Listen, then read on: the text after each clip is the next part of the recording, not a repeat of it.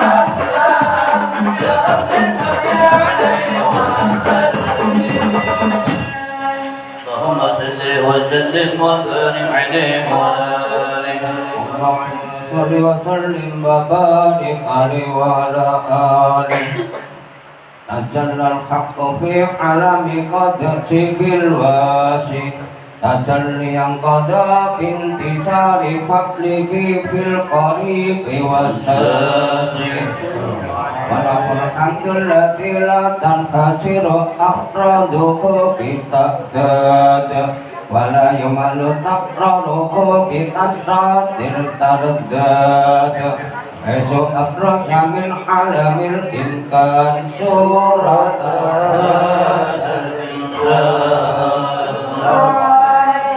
ليتصرف بوجوده سقران وتنتصر أسراره في الأكوان فما من سر اتصل به قلب منيب إلا من سواد بفضل الله على العبيد يا لقلب سروره قد توالى بحبيب عمل أنا من ولا جل من صرف الوجود بنور ومر الكون بهجة وجمال ترقى في الحسن أعلى مقام وتناهى في مجده وتعالى لا هدته العيون فيما اجتلته بصرا لمن يسيره وهو من فوق العلم ما قد رأته في نقرة في سكونه وكمالا وسبحان الذي أبرز من فترة الامتنان ما ينجز عن وصفه اللسان ويقال في تعقل معانيه انتصر من خوف عالم البطون والذكور ما ملأ الوجود وخلق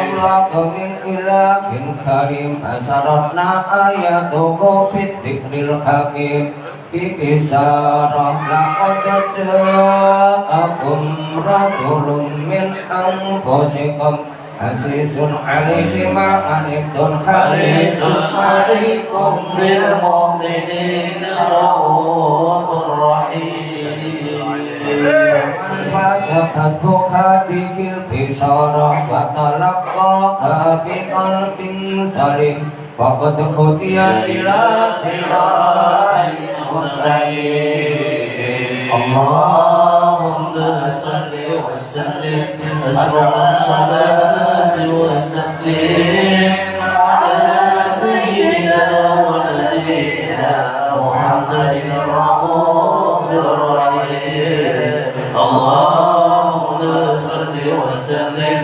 وبارك عليه وعلى آله.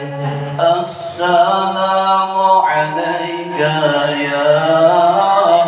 يا رسول الله السلام عليك يا حبيبي يا نبي الله يا رسول الله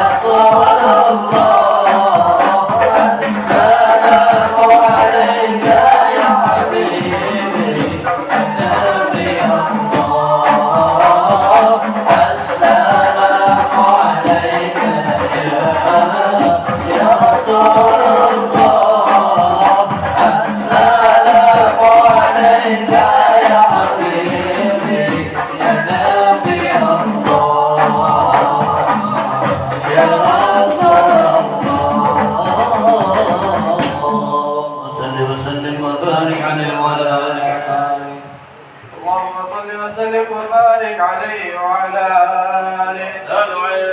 وأشهد أن لا إله إلا الله وحده لا شريك له شهادة تعرف بها اللسان عما تضمنه الجنان من التصديق بها والعرفان تسقط فيها في صدور من الإيمان قواعد وتنو على اليقين من شر ذلك العنان والتصديق الشواهد.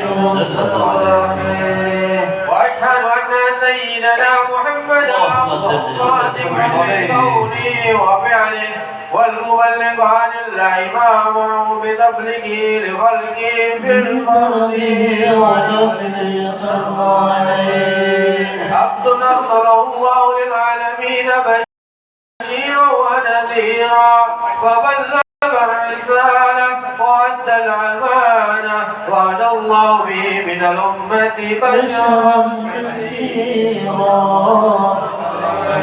وكان بظلمة الجهل للمستبشرين سراجا وقمرا منيرا وما أعظمها من فتنة ذكره الله بها على البشر وما أوصاها من نعمة تشرشرها من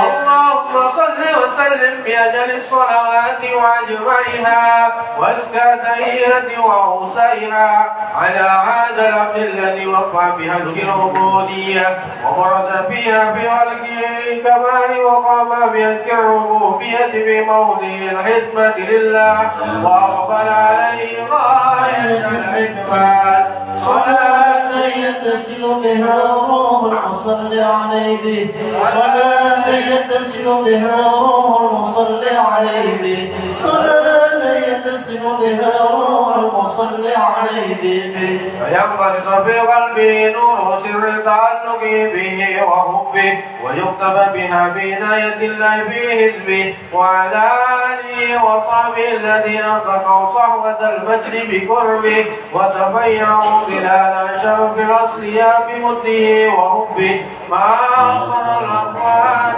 بنسل ذكراهم نسيم. اللهم صل وسلم نصر الصلاة والتسليم على سيدنا ونبينا محمد الرؤوف الرحيم. اللهم صل وسلم وبارك عليه وعلى يا أبا الحسنين عليك السلام يا حبيب الرسول وصاحب الكرام يا أبا الحسنين عليك السلام يا حبيب الرسول وصاحب الكرام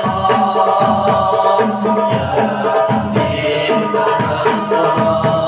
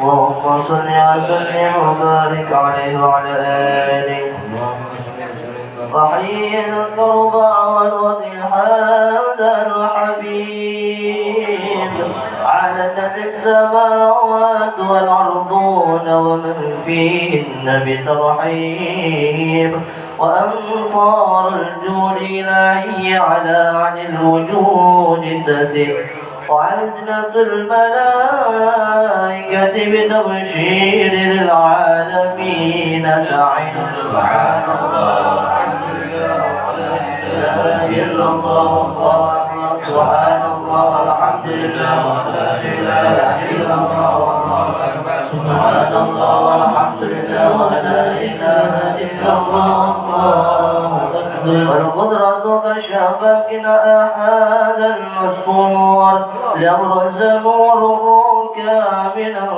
في عالم الزهور نورا فاق كل نور وأنزل الحق حكمه على من أتم الله عليه النعمة من خواص الأمة أن يحضر عند ودعي أمة تعليسا لجنابها المشعور ومشاركة لها فيها السمات الممدود وحضرت بتوفيق الله سيدة مريم وسيدة عاسية ومعهما من الحور العين من قسم الله له من الشرف بالقسمة الوافية مثل العبد الذي أعتر الله على وجوده وجود هذا المولود فانفلق صبغ الكمال من النور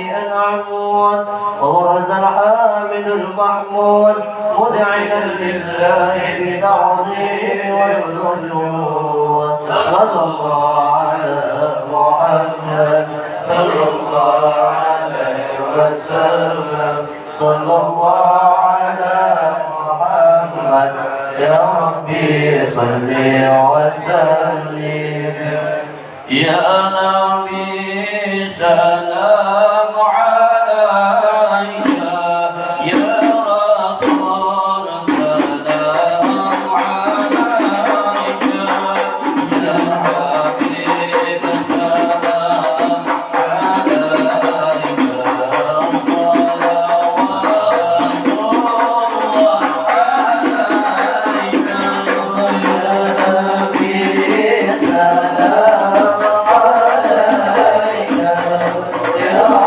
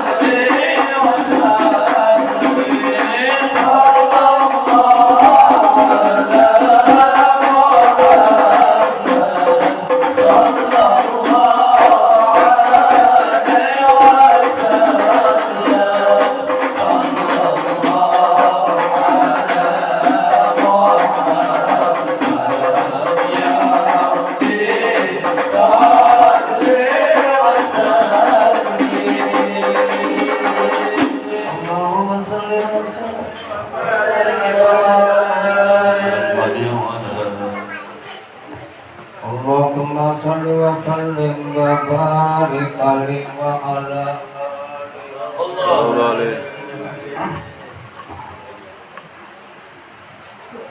walaqad ittasafa sallallahu alaihi wasallam min mahasinil akhlaq bima tatiqu an kitabatihi butunul awraq kana sallallahu alaihi wasallam ahsanan nasi khuluqan wa khalqan wa awwalakum ila makarimil akhlaqi sabaqan wa khasa'akum bil mu'minina khilman wa rifqan Parra'ufa la yaqulu wa la yaf'alu illa ma'rufa Lakul qulubal sahal wal nafdul muhtawi alal maknal jasal Ika ta'akul miskinu ajabahu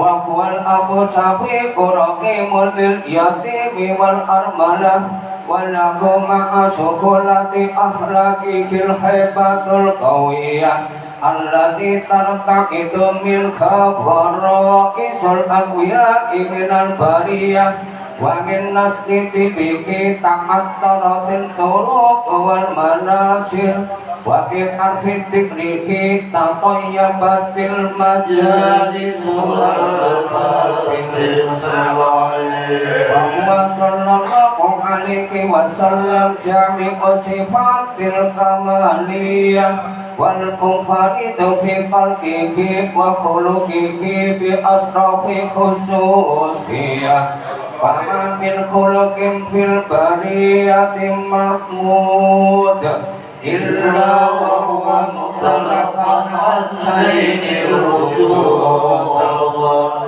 Ajabatu fi fasbil haqiqi wa sahiqi wa lakul ula fi majdiqi wa makaniqi Asabaki sing qad ta'ala majduha akhadat ala najqis suha bi'illahi sallallahu alaihi wa qadim basatal qalamu fi tadawin ma'afatabul ilmu min wa qaqi maulidin nabil karim wa hikayati ma'akramallahu bihi hadal abadal muqarrab minat takrimi wa taqdiri wal khuluqil adim Bahasuna inni an-nafsika akhirnatal akhlaq fi hadal maqab wa akrab as-salam ala sayyidil anam Assalamu alayka ayyuhan nabi wa rahmatullahi wa barakatuh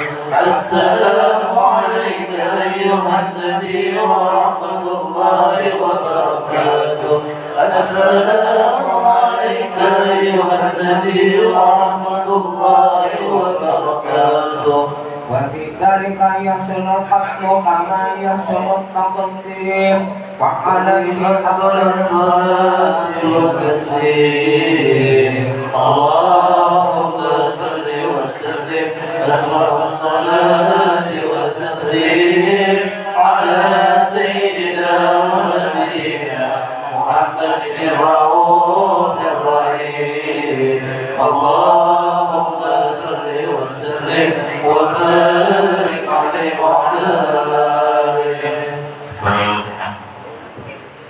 Bismillahirrahmanirrahim Alhamdulillahi rabbil alamin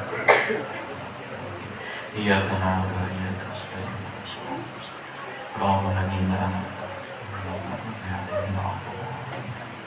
بسم الله الرحمن الرحيم الحمد لله رب العالمين حمدا يوافي نعمه ويكافئ مزيدا اللهم صل وسلم على سيدنا محمد في الاولين وصل وسلم على سيدنا محمد في الاخرين وصل وسلم على سيدنا محمد في كل وقت واحد وصل وسلم على سيدنا محمد في الملائكه اعداد يوم الدين ولما نظم الفكر من ضلال اوصاف محمد والهدى توجهت الى الله متوسلا بسيدي وحبيبي محمد صلى الله عليه وسلم أن يجعل سعي فيه مشكورا وفعلي فيه محمودا وأن يكتب عملي في الأعمال المقبولة وتوجه في التوجهات الخالصة والصلات الموصولة. اللهم يا من إليه تتوجه الآمال فتعود ظافرة، وعلى باب عزته تحث الرحال فتغشاها منه الفيوضات الغامرة. نتوجه إليه بأشرف الوسائل لديه سيد المرسلين عبدك الصادق الأمين سيدنا محمد الذي عمل رسالته العالمين، أن تصلي وتسلم على تلك الذات الكاملة مستودع أمانة وحفيظ سر وحامل رايتك دعوتك الشاملة الأمين أكبر المحبوب لك والمخصص بالشرف الأفخر في كل موطن من مواطن القرب ومظهر. قاسم ذلك في عباد وساكك وارشد شارك لأهل ودارك سيد الكونين وأشرف الثقلين العبد المحبوب الخالص المخصوص منك بأجل الخصائص. اللهم صل وسلم عليه وعلى آله وأصحابه وأهل حضرة كرامه من أحبابه. اللهم إنا نقدم إليك جاه هذا النبي الكريم ونتوسل إليك بشرف مقامه العظيم أن تلاحظنا في حركاتنا وسكناتنا بعين عنايته، وأن تحفظنا في جميع أطوارنا وتقلباتنا بجميل رعايتك وحصين وقايتك، وأن تبلغنا من شرف القرب إليك وإلى هذا الحبيب غاية آمالنا، وتتقبل منا ما تحقق فيه من نياتنا وأعمالنا، وتجعلنا في حضرة هذا الحبيب من الحاضرين وفي طرائق اتباعه من السالكين، ولحقك وحقه من المؤدين، ولعهدك من الحافظين. اللهم إنا لنا أسمع برحمتك الخاصة فلا تحرمنا، وظنونا جميلة هي وسيلتنا إليك فلا تخيبنا. آمنا بك وبرسولك ومن جاء به من الدين، وتوجهنا به إليك مستشفعين أن تقابل المذنب منا بالغفران، أن تقابل المذنب منا بالغفران، أن تقابل المذنب منا بالغفران، والمسيء بالإحسان، والسائل بما سأل، والمؤمن بما أمن، وأن تجعلنا ممن نصر هذا الحبيب ووازره وواله وظاهره، وعم بركته وشرف وجهاته أولادنا ووالدينا وأهل قدرنا ووالينا وجميع المسلمين والمسلمات والمؤمنين والمؤمنات في جميع الجهات، وأدم راية الدين القويم في جميع الأمطار منشورة، ومعلم الإسلام والإيمان بأهلها معمورة معنا وسورة، واكشف لهم من كربة المكروبين، واقضي دينا ودينين، واغفر للمذنبين، وتقبل توبة التائبين، وانشر رحمتك عن عبادك المؤمنين أجمعين،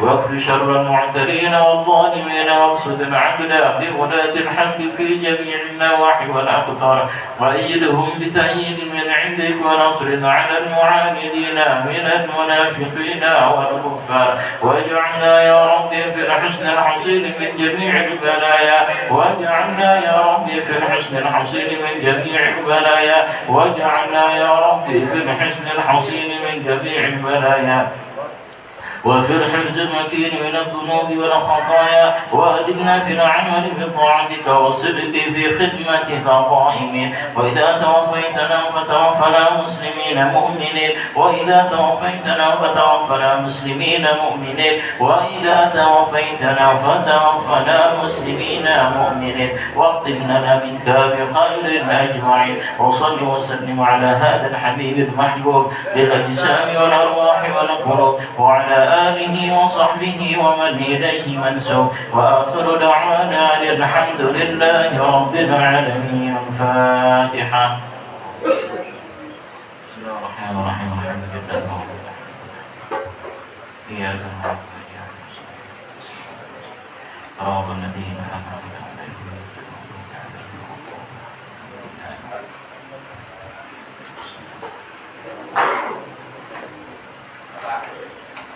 بسم الله الرحمن الرحيم. الحمد لله على نعمه المتواترة، الحمد لله على نعمه المتواترة وآياته المتكاثرة ومنانه الغامرة، والصلاة والسلام على سيد أهل الدنيا والآخرة سيدنا وحبيبنا وشفيعنا محمد صلى الله عليه وسلم وعلى آله وأصحابه أنجم الزاهرة. سبحانك لا علم لنا إلا ما علمتنا إنك أنت العليم الحكيم وتب علينا إنك أنت التواب الرحيم رب اشرح لي صدري ويسر لي أمري واحلل عقدة من لساني يفقهوا قولي وسدد لساني واهد قلبي بحق سيدنا محمد صلى الله عليه وسلم اللهم أخرجنا من ظلمات الوهم وأكرمنا بنور الفهم وافتح علينا بمعرفة العلم وسهل أخلاقنا بالحلم قال شيخ المصنف رحمه الله تعالى ونفعنا الله بعلومه وعلومكم وعلوم سائر الصالحين في الدارين آمين الفاتحة بسم الله الرحمن الرحيم الحمد لله رب العالمين الرحمن الرحيم مالك يوم الدين إياك نعبد وإياك نستعين اهدنا الصراط المستقيم صراط الذين أنعمت عليهم غير المغضوب عليهم ولا الضالين.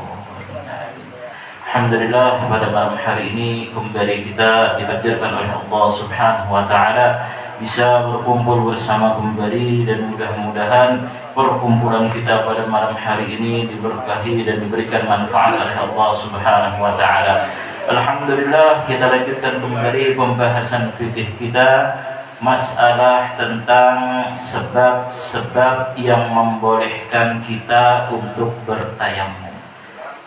Selanjutnya, sebab yang membolehkan kita bertayamum yang ketiga adalah air yang ada hanya sedikit, hanya cukup dipakai untuk diminum saja.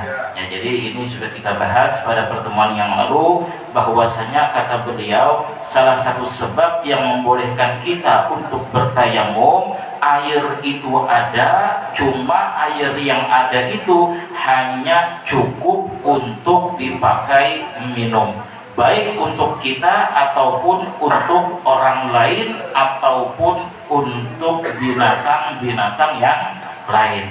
Jadi ada pengecualian kemarin bahwasanya ada beberapa golongan yang mana beberapa golongan ini ghairu muhtaram, yaitu tidak dimuliakan. Artinya orang yang tersebut halal atau boleh untuk dibunuh. Kemarin ada 6 golongan. Yang pertama kemarin adalah tarikus shalah idza tarakaha juhudan aw kasalan. Golongan yang pertama yang boleh dibunuh adalah orang yang meninggalkan kewajiban sholat 5 waktu, baik dia meninggalkannya dikarenakan ingkar akan kewajiban tersebut ataupun dikarenakan malas. Ini juga sudah kita bahas pada pertemuan yang lalu. Intinya misalkan ada air ini hanya sedikit saja, lalu misalkan kita mau pakai untuk wudhu, sedangkan orang tersebut yang tidak sholat sedang dalam keadaan kehausan, apakah wajib kita memberikan air yang sedikit itu untuk orang yang kehausan tadi, tapi dia meninggalkan sholat? Maka tidak wajib kita berikan. Kenapa? Karena ini orang ghairu muhtaram, tidak dimuliakan. Ya, jadi kalau seandainya dia mati kehausan sebab kita tidak memberikan air, maka kita tidak berdosa. Nah ini mungkin sudah jelas. Kita lanjutkan yang kedua. Nah ini, orang yang tidak muhtaram atau tidak dimuliakan atau halal untuk dibunuh, boleh untuk dibunuh. Yang kedua adalah azanil muhsan alladhi wati'a fi nikahin sahihin thumma zana. Yang kedua adalah orang yang sudah pernah menikah lalu melakukan zina. Nah ini ya, sudah. Jadi zanil muhsan ini siapa? Nah ini orang yang boleh dibunuh, yaitu orang ini pernah menikah lalu berzina, maka orang ini ghairu muhtaram, tidak dimuliakan. Kalau seandainya dia dalam keadaan kehausan, maka boleh bagi kita tidak memberikan minum kepada orang tersebut. Kenapa? Karena orang yang seperti ini tidak dimuliakan. Nah ini, atau boleh untuk dibunuh. Tadi syaratnya yang berzina itu siapa? Dia pernah nikah. Nah ini, pernah nikah lalu melakukan zina. Beda halnya misalkan orang ini tidak pernah menikah sama sekali, lalu orang ini berzina. Nah, maka yang seperti itu tidak disebut zani muhsan. Artinya kalau seandainya dia kehausan, maka tetap wajib bagi kita untuk memberikan minum. Nah, jadi adapun hukuman bagi orang yang berzina, ya, itu terbagi menjadi dua. Ini kalau dalam syariat Islam, ya, tidak bisa diterapkan di dalam negara kita. Orang yang berzina itu hukumannya dua. Pertama dirajam, yang kedua dicambuk sebanyak 100 kali. Ya. Siapa? Jadi kalau seandainya yang berzina ini tidak pernah menikah, belum pernah menikah, lalu dia berzina, maka hukumannya adalah cambuk sebanyak 100 kali. Setelah itu dia diasingkan. Artinya diasingkan, dibuang daripada kampungnya. Ini hukuman daripada syariat Islam. Ya, ringan 100 kali. Ya, dan cambukannya itu bukan cambukan seperti kita yang di Indonesia, yang ada di Aceh seperti itu. Yang ada di Aceh kan sampai saat ini masih diterapkan. Itu pun membekas bengkak di belakang. Apalagi cambukan orang Arab misalkan. Nah ini, ya sebanyak 100 kali. Setelah itu orang ini diasingkan keluar daripada kampungnya. Kampung jaranan kan, Bu? Wallahu a'lam. Ya, ini kalau orang yang belum pernah menikah. Kalau orang ini pernah menikah lalu berzina, maka hukumannya adalah rajam. Rajam itu bagaimana? Ya, rajam itu orang itu ditanam setengah badan sampai dadanya. Ya, ditanam setengah badan sampai dadanya, maka dari dada sampai atas ini kelihatan. Lalu dia ditanam biasanya di perempatan, di mana tempat orang banyak lewat. Ya, ditanam di mana orang banyak lewat. Setelah itu bagi yang lewat diwajibkan untuk melempar batu. Batunya itu tidak kecil, tidak besar.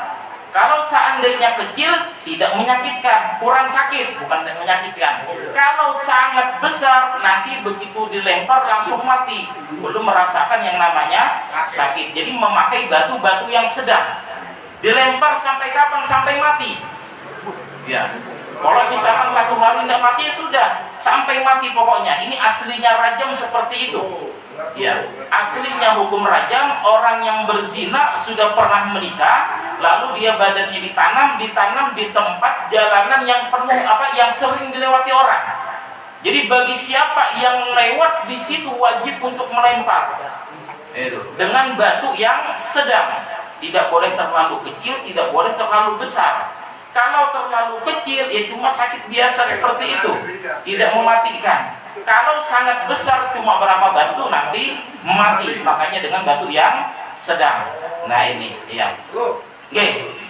Kriteria tadi bahasa antum itu bagi yang pernah menikah. Iya. Berarti duda dong. Enggak juga, duda atau selingkuh. Intinya dia pernah melakukan akad nikah.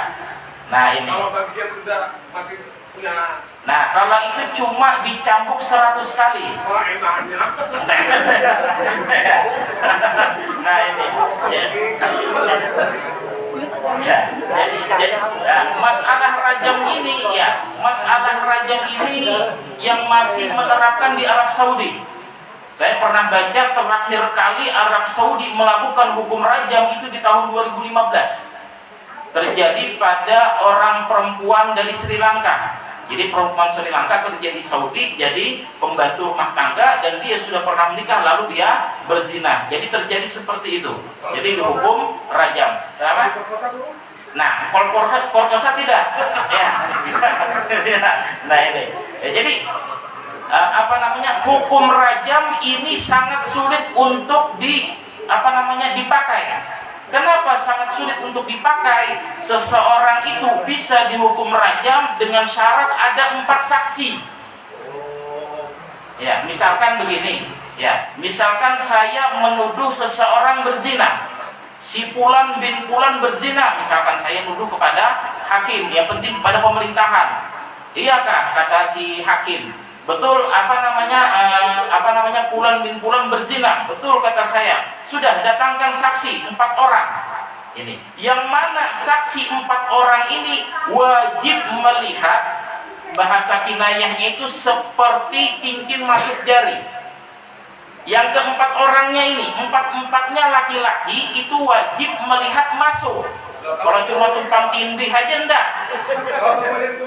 Iya, tetap enggak boleh. Yang penting yang empat orang ini melihat jelas seperti cincin masuk ke dalam jari. Nah ini. Kalau seandainya saya tadi sudah menuduh Fulan bin Fulan berzina, saya datangkan 4 orang saksi, yang mana 3 orang misalkan, iya hakim, saya melihat dia seperti ini jelas. Yang 1 orang cuma melihat pelukan saja misalkan, tidak melihat masuk seperti itu, maka yang seperti itu tuduhan saya tidak diterima. Dan saya wajib dihukum 40 kali cambukan. Kenapa? Karena tuduhan tadi. Jadi masalah rajam ini enggak gampangan. Ya, tidak gampangan, makanya jarang seseorang itu dirajam karena tidak memenuhi syarat. Tidak memenuhi syarat. Misalkan ada orang yang menuduh, dia harus siap mendatangkan 4 orang saksi yang mana 4-empatnya melihat seperti cincin masuk ke dalam jari. Kalau semuanya bohong itu? Tidak boleh. Kalau bohong dia bertanggung jawab di akhirat. Misalkan saksi 4 orang ini bohong, maka di akhirat nanti dia bertanggung jawab. Kenapa? Sampai menghilangkan nyawa seseorang. Oke. Kalau semuanya dan melihat atau hamil bulan ketua ya apa? Tetap tidak bisa dihukum rajam. Ya. Kenapa? Karena tidak ada saksi. Sembunyi dulu ya. Ya, jadi ini mungkin sudah jelas. Intinya seperti ini, ya seperti ini. Rasulullah SAW beliau menyebutkan di dalam hadisnya, kata Nabi, kalau seandainya ada seseorang tertimpa musibah, apa itu musibah? Yaitu musibah maksiat yang sangat kotor sekali, maksiat yang tidak baik. Intinya kalau ada seseorang itu melakukan maksiat, kata Nabi, sembunyikan. Artinya dia sendiri jangan diomongkan ke tengah orang lain. Kenapa? Karena dia berharap dengan sebab itu mendapatkan ampunan dari Allah Subhanahu wa ta'ala. Jadi apapun maksiat yang dikerjakan oleh seseorang, kata Nabi, jangan diceritakan kepada orang lain. Cukup dia sama Allah saja. Maka yang seperti itu hanya mudah sekali diampuni oleh Allah Subhanahu wa ta'ala. Kalau seandainya maksiatnya itu dia bangga-banggakan, ya misalkan dia mengerjakan di malam hari, siangnya dicerita, aku malam tadi begini, maka kata Nabi yang seperti itu susah sekali untuk diampuni dosanya. Kenapa? Karena Allah sudah menutupi, tapi dia sendiri yang membuka. Ini. Jadi pesan Nabi, siapapun yang melakukan maksiat, cukup dia dengan Allah saja yang tahu. Ini jangan diceritakan, digembor-gemborkan kepada orang lain. Yang seperti ini sulit untuk diampuni oleh Allah Subhanahu wa ta'ala. Ini mungkin sudah jelas. Jadi kembali lagi bahwasanya hukum rajam sangat susah diterapkan karena tadi ada aturan-aturannya. Ya, aturannya tadi apa? 4 orang saksi yang 4-empatnya melihat, yaitu masuknya cincin ke dalam jari. Nah ini, ya kinayahnya seperti itu. Kalau seandainya tidak terbukti, maka orang yang menuduh itu dicambuk sebanyak 40 kali.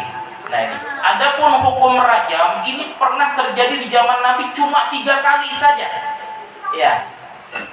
Di zaman Nabi hidup, rajam itu cuma pernah 3 kali. Ya. 3 kali semuanya ini lewat pengakuan, bukan lewat tuduhan. Pertama begini. Pertama, seorang laki-laki di zaman Nabi dirajam disebabkan dia memperkosa seorang perempuan. Ini, memperkosa seorang perempuan, lalu dia mengakuinya, maka dia dirajam sampai meninggal dunia. Ini yang pertama. Yang kedua pernah terjadi di zaman Nabi, yaitu seorang laki-laki berzina, cuma dia bertaubat. Ya, bertaubat kepada Allah, lalu dia insaf datang kepada Nabi dan bilang, wahai Rasulullah, bahwasanya saya pernah berzina dan saya pernah sudah menikah. Kata Nabi, mungkin kamu cuma pegang-pegang saja. Ya. Lalu kata Nabi, mungkin kamu cuma tindih-tindihan, intinya tidak sampai melakukan zina. Ya cuma istilahnya sentuhan, enggak Rasulullah. Ya, masuk seperti itu. Nah ini, jadi Rasulullah ini saking tidak maunya orang ini dirajam, Rasulullah ini memberikan pertanyaan seperti itu. Mungkin kamu dalam keadaan begini-begini, enggak Rasulullah. Jadi orang itu minta dirajam sama Nabi. Kata Nabi, kamu pulang aja, kata Nabi. Pulang, taubat kepada Allah. Tidak mau Nabi merajam. Ya, jadi pulang orang itu. Beberapa bulan kemudian datang lagi kepada Nabi. Orang tersebut minta lagi dirajam oleh Nabi. Disuruh pulang lagi sama Nabi. Ya, datang ketiga kalinya, tidak mau juga Nabi, suruh pulang. Datang keempat kalinya, Nabi memastikan lagi, barangkali kamu ini tidak sadar sekarang ini. Dalam keadaan mabuk kah, atau dalam keadaan hilang ingatan, kok kamu ini tiba-tiba ngaku seperti itu. Tidak, kata orang itu, saya dalam keadaan sadar, dalam keadaan tidak mabuk. Ya sudah, kalau seperti itu mau, maka dirajam. Maka orang itu diperintahkan oleh Nabi untuk dirajam. Ya, jadi 4 kali orang itu datang kepada Nabi, ditolak oleh Nabi. Nah ini, pada saat keempat kalinya baru Nabi mau merajam. Cuma uniknya pada saat ketika orang ini ingin dirajam, lari sekalinya. Ya, jadi 4 kali sudah datang sama Nabi, begitu Nabi iyakan mau dirajam, lari. Mungkin mentalnya tidak siap, apa? Ya, jadi dikejar oleh para sahabat, ditangkap, ketangkap, lalu dirajam sampai mati. Sampai kabar kepada Nabi bahwasanya Fulan bin Fulan kemarin kabur Nabi. Ya, kemarin kabur dan kami bisa menangkapnya sampai kami lakukan hukuman rajam. Kata Nabi, coba kamu biarkan aja dia lari, gak usah ditangkap, kata Nabi. Biarkan urusan dia sama Allah Subhanahu wa ta'ala. Ini Nabi, saking tidak menginginkan seseorang itu seperti itu. Intinya kalau orang kita sudah terjadi maksiat yang masa lalu, jangan diceritakan, digemborkan seperti itu. Ya, jadi kata Nabi, coba kalian biarkan aja dia kabur. Urusan dia sama Allah Subhanahu wa ta'ala, yang penting dia sudah bertaubat. Ini yang kedua. Dan yang ketiga ini seorang perempuan. Jadi yang pertama tadi kan karena kasus pemerkosaan dia ngaku. Yang kedua dikarenakan pengakuan dia sendiri. Jadi bukan dari tuduhan melewati saksi. Yang ketiga seorang perempuan datang kepada Nabi mengatakan bahwasanya dia ini sudah pernah menikah dan berzina. Ya sama seperti yang kedua, Nabi meyakinkan betul masuk atau tidak. Jangan-jangan cuma tumpang tindih apa segalanya. Tidak, orang itu memang mengakui. Kata Nabi, kamu pulang aja, kata Nabi. Ya, taubat kepada Allah. Setelah itu beberapa bulan datang lagi itu perempuan dalam keadaan hamil. Dalam keadaan hamil datang kepada Nabi minta untuk dirajam. Ya. Jadi kata Nabi, ya sudah pulang aja. Ya, lahirkan anakmu baru istilahnya kamu minta rajam. Jadi kamu pelihara dulu janinnya sampai dia lahir dalam keadaan selamat, sudah, kata Nabi. Begitu perempuan ini melahirkan, datang lagi ketiga kalinya kepada Nabi, bawa anak. Ya Rasulullah, saya sudah melahirkan, ini anak saya minta dihukum rajam. Nah ini. Lalu apa kata Nabi? Kamu pulang aja, kata Nabi. Urus anakmu sampai anakmu tidak nyusu di badan lagi. Sampai umurnya 2 tahun. Sampai dia mampu bisa makan makanan yang keras, kata Nabi. Ya, pulang lagi ini perempuan. Begitu anaknya sudah umur 2 tahun, berhenti nyusul sama ibunya, datang lagi ini perempuan yang keempat kalinya kepada Nabi. Setelah itu Nabi baru mau melakukan hukum rajam. Nah ini, ya. Jadi di zaman Nabi hanya 3 kali pernah terjadi yang namanya hukum rajam. Jadi sangat sulit sekali. Jadi semuanya pun bersumber daripada pengakuan, bukan daripada tuduhan ini. Ya, jadi rajam itu seperti itu, ditanam badannya setengah badan, lalu dilempar dengan batu sampai dia meninggal dunia. Ini masalah tentang hukum rajam. Jadi kalau seandainya ada seseorang berzina dalam keadaan pernah sudah menikah, maka orang itu dinamakan az-zanil muhsan, artinya orang ini tidak dimuliakan. Kalau seandainya dia kehausan, boleh bagi kita tidak untuk memberikan minum. Nah ini yang kedua. Adapun golongan yang ketiga adalah al-kafirul harbi alladzi la dhimmata wala 'ahda wala amana lahu ma'al muslimin.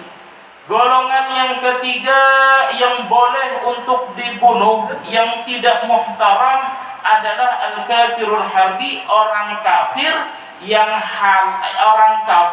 yang wajib diperangi. Orang kafir yang boleh diperangi. Ya. Orang kafir yang boleh diperangi. Adapun yang ada di Indonesia, semua orang kafir itu tidak boleh diperangi, tidak halal untuk dibunuh. Kenapa? Karena mereka di bawah naungan pemerintahan. Ini ya, atau bahasanya itu dalam bahasa kitab dhimmi, kafir dhimmi. Nah ini intinya seperti ini. Kalau seandainya ada orang kafir yang boleh diperangi, maka orang ini ghairu muhtaram, halal untuk dibunuh. Contohnya ada di mana? Wallahu alam. Kayaknya semua sedunia itu sudah masuk dalam naungan apa pemerintahan PBB ke apa? Ya tidak boleh seperti itu. Nah ini bukan dulu, zaman dulu. Nah ini ya intinya ya sudah, yang ketiga ini tidak ada lah. Nah ini atau misalkan di Israel ya mungkin ya, kalau Israel kenapa? Karena menyerang orang Islam. Nah ini yang keempat, golongan yang ghairu muhtaram, yang tidak dimuliakan adalah al-murtad, wa huwa alladhi qata'a al-islam bi niyyatin aw qawlin aw fi'lin. Yang keempat adalah murtad. Murtad itu bagaimana ya? Murtad itu bisa disebabkan dengan 3 sebab. Ini. Jadi kalau seandainya begini, ada seseorang itu murtad, ya, lalu dia dalam keadaan kehausan, boleh bagi kita tidak untuk memberikan minum kepada dia. Nah ini, murtad ini bisa disebabkan dengan 3 sebab. Pertama, disebabkan dengan niat, ya, dengan i'tiqad.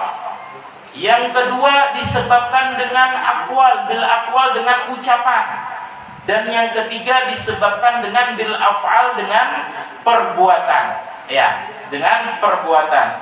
Adapun contoh misalkan orang itu murtad disebabkan i'tiqad dia atau disebabkan niat, ya misalkan ya kalau seandainya nanti datang bulan bin bulan, misalkan pengusaha bawa sembako, maka saya akan murtad, walaupun itu cuma di dalam hati, tidak diucapkan di mulut, maka dia secara otomatis murtad, tidak menunggu datangnya waktu tersebut.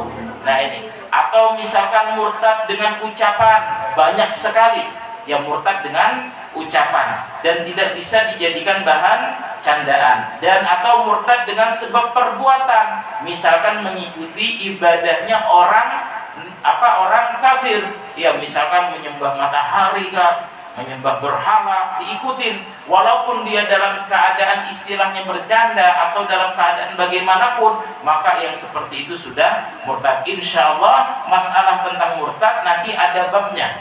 Ada bab khusus secara detail kita jelaskan tentang masalah murtad. Selanjutnya yang kelima adalah al-kalbul aqur wa huwa alladhi fihi idah. Ini penting. Ya, adapun yang kelima yang ghairu muhtaram, tidak dimuliakan, boleh untuk dibunuh, adalah al-kalbul aqur, anjing galak. Ya, atau bahasa kita anjing yang memudaratkan. Anjing yang memudaratkan itu boleh kita bunuh. Ya, misalkan ada anjing yang mana anjing ini menyakitkan.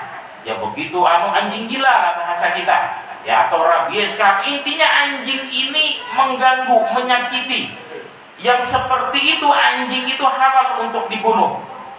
Tapi kalau seandainya anjing itu tidak membawa mudarat, tidak menyakitkan, maka haram hukumnya untuk dibunuh. Ya seperti apa? Anjing-anjing yang ada di tempat sampah, ya anjing-anjing yang ada di perkampungan, ya mereka kan tidak mengganggu, ya tidak mengganggu, maka yang seperti itu haram hukumnya untuk dibunuh. Nah ini mungkin sudah jelas, ya. Sama halnya anjing yang ada manfaatnya, seperti apa? Ya anjing misalkan untuk jaga rumah, kebun, maka yang seperti itu haram untuk dibunuh. Kesimpulannya bahwasanya kalau anjing itu adalah anjing yang mengganggu, yang memudaratkan, menyakitkan, maka halal untuk dibunuh.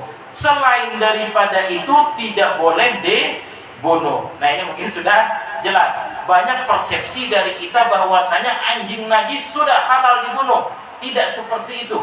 Ya, tidak seperti itu, apalagi biasanya di perkampungan yang fanatik sekali agamanya, misalkan begitu ada anjing masuk dikepung misalkan, ya bahkan banyak orang ngepung sampai dipukuli sampai mati. Yang seperti itu tidak boleh. Ya, anjing yang boleh dibunuh adalah anjing yang menyakitkan, yang membawa mudarat. Ketemu orang ngejar dia misalkan, ketemu orang gonggong gigit, maka yang seperti itu halal untuk dibunuh.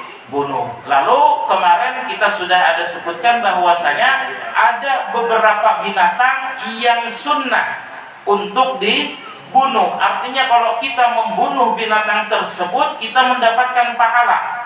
Ya, salah satunya disebutkan oleh Rasulullah sallallahu alaihi wasallam, khamsun minad dawab la haraja 'ala man qatalahunna.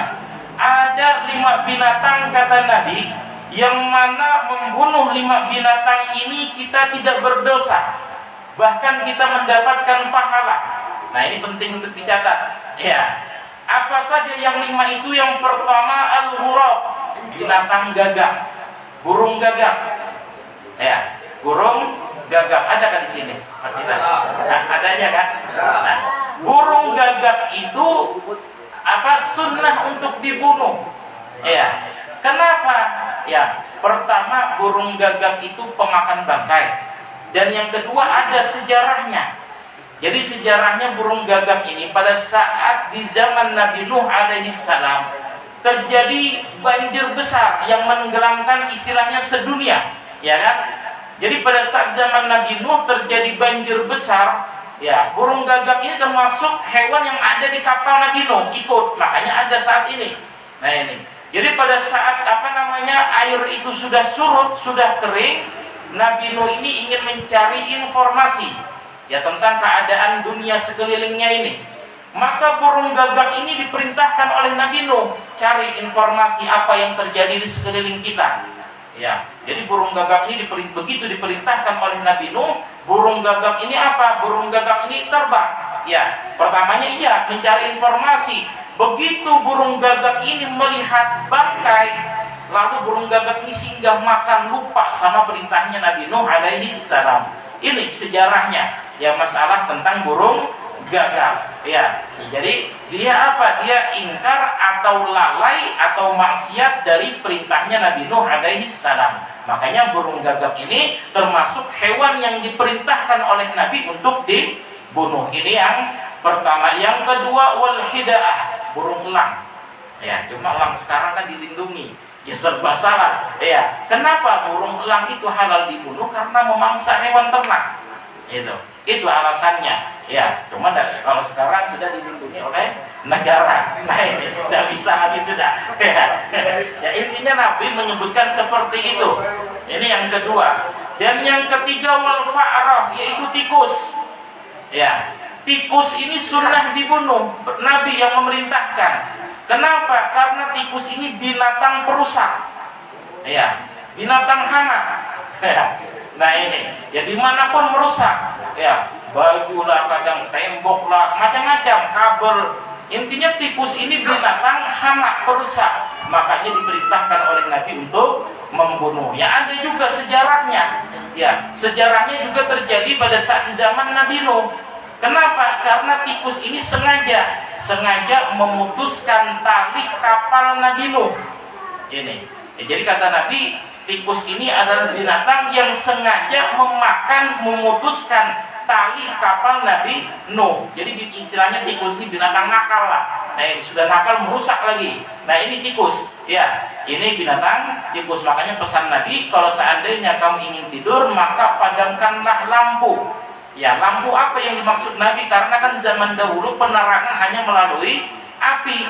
Kalau seandainya kita tidur dalam keadaan api itu menyala, dikhawatirkan tikus itu akan menumpahkan itu api terkena tembok lalu terjadi kebakaran. Makanya pesan Nabi, sebelum kita tidur padamkanlah lampu. Kenapa? Khawatir dirusak oleh binatang tikus. Nah ini, ya, ini mungkin sudah jelas. Jadi yang pertama adalah apa tadi? Yang pertama burung gagak, yang kedua adalah burung elang, dan yang ketiga adalah tikus. Dan yang keempat adalah wal akrab. Akrab ini adalah apa? Kalajengking. Nah ini. Ya, jadi kalajengking itu termasuk binatang yang sunnah untuk dibunuh. Kenapa? Ya tadi karena apa? Menyakitkan, ya membahayakan. Ya cuma uniknya binatang kalajengking ini kan, kalajengking itu disifati mempunyai 8 kaki. Cuma uniknya kalajengking ini digelari binatang yang buta. Padahal dia punya mata. Cuma dia digelari binatang yang buta. Kenapa? Karena kalajengking ini matanya berada di atas punggung, bukan di depan. Jadi disebutkan di dalam kitab kalajengking ini tidak bisa melihat ke depan dia. Tidak bisa melihat. Nah ini kenapa? Karena matanya berada di atas badannya. Tidak percaya, perhatikan sendiri. Ya. Jadi matanya itu berada di atas. Dia makanya disebut binatang yang buta. Ya makanya kalajengking itu tidak bisa mengejar apa-apa, tidak bisa. Jalannya lambat seperti itu. Tapi kalau kesentuh maka bakalan menggigit. Kenapa? Karena dia memakai efek rasa saja dia.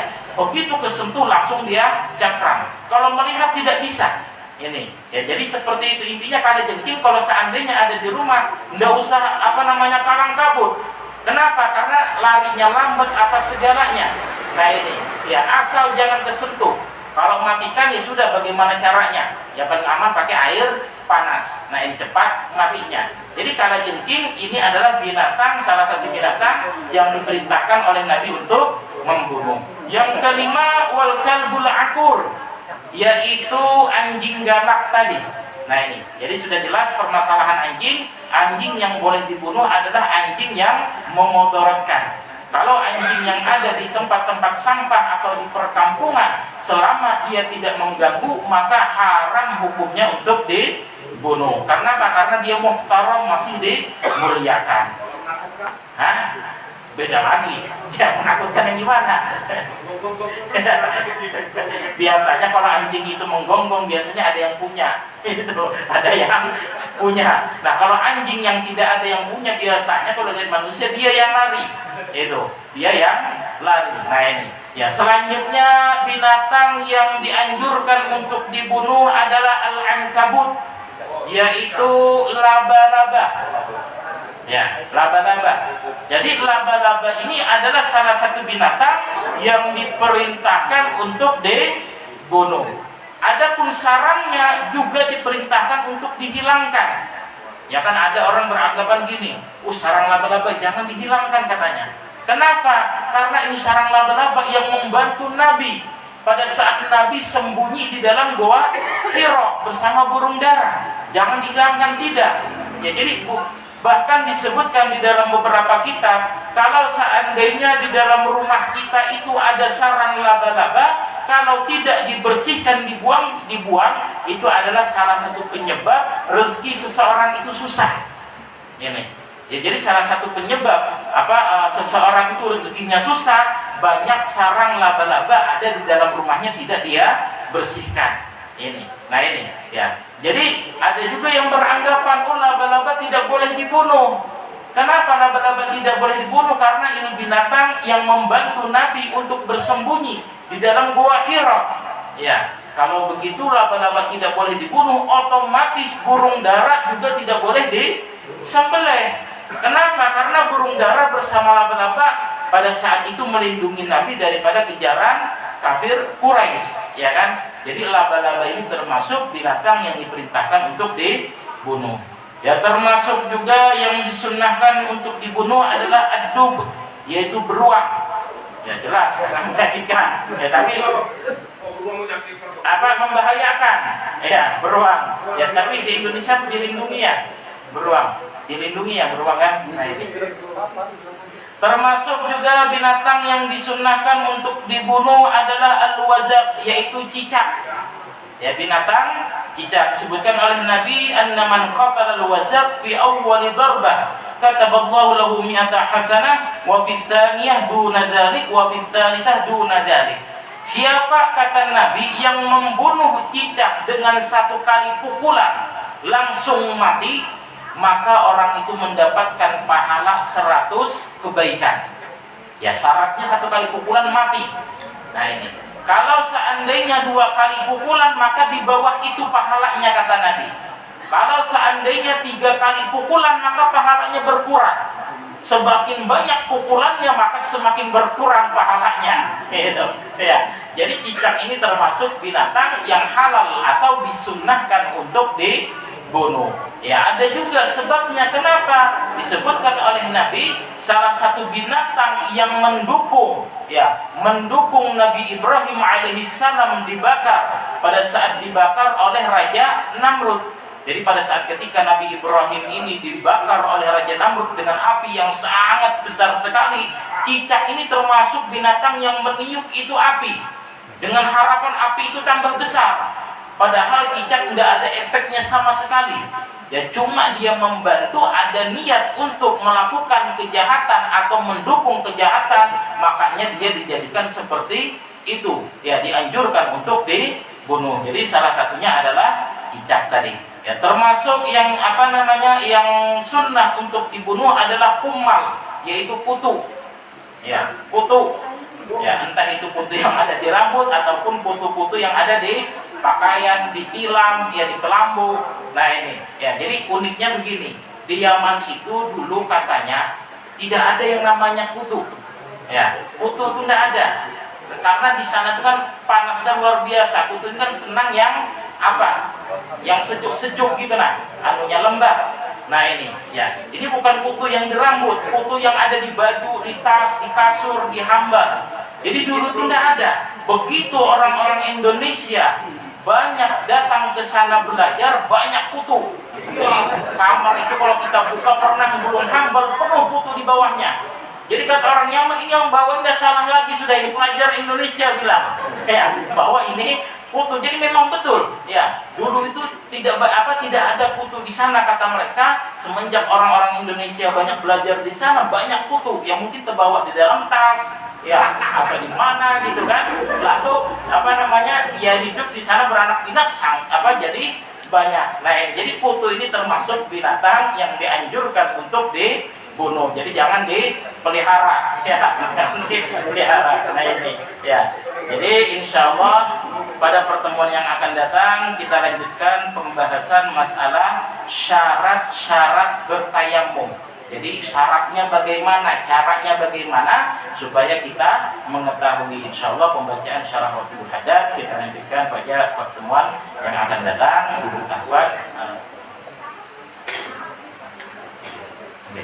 Jadi bahwasanya insya Allah kita pendopo mengadakan Maulid Nabi itu tanggal 7 Oktober. Ya, 2 minggu yang akan datang. Malam Sabtu depan, malam Sabtu depannya. Ya, jadi malam itu pas bertepatan dengan tanggal 12 Rabiul Awal. Dan insya Allah nanti yang akan mengisi tausiahnya Al-Habib Fikri Al-Habib Fikri Banahsyan, ya, dari Kuaro Kabupaten Pasir, ya teman, pada saat kita di Yaman dulu. Nah ini beliau aslinya orang Jawa, menikah dengan orang sana, lalu beliau tinggal mukim dan dakwah di sana. Nah ini insya Allah mudah-mudahan kita semua dipanjangkan umur oleh Allah Subhanahu Wa Taala dalam keadaan sehat walafiat sehingga kita bisa berkumpul bersama kembali, dan mudah-mudahan perkumpulan kita di malam hari ini diberkahi dan diberikan manfaat dari Allah Subhanahu Wa Taala. Al-Fatihah. Bismillahirrahmanirrahim.